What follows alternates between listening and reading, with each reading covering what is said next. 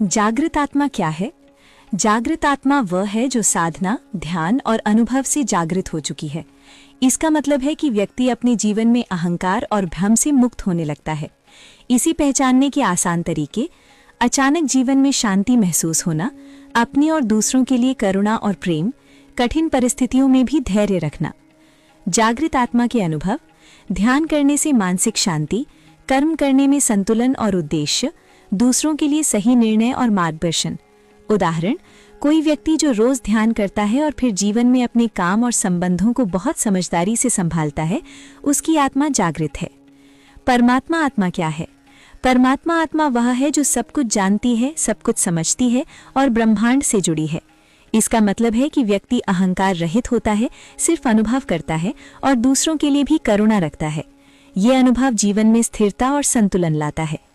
परमात्मा आत्मा के संकेत: कठिनाई में भी शांत रहना, अपने और दूसरों के लिए प्रेम और करुणा, अनुभवों को केवल अनुभव की तरह लेना, परिणाम से प्रभावित न होना।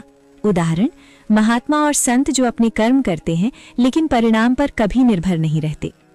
ध्यान और साधना से आत्मा का विकास: साधना और ध्यान से प्राकृतिक आत्मा, जागृत आत्मा और परमात्मा आत्मा में फर्क समझ में आता है। ध्यान करने के तरीके: सांस पर ध्यान, बस अपनी श्वास को महसूस करना। मंत्र जप यानी किसी मंत्र को दोहराना या ध्यान में लगाना। कल्पना ध्यान यानी अपने भीतर प्रकाश या ऊर्जा की कल्पना करना। सक्रिय ध्यान: योग, चलना या सेवा करते समय जागरूक रहना। ध्यान के फायदे: मानसिक शांति, भावनाओं पर नियंत्रण, जीवन में उद्देश्य और संतुलन, आत्मा के उच्च स्तर का अनुभव।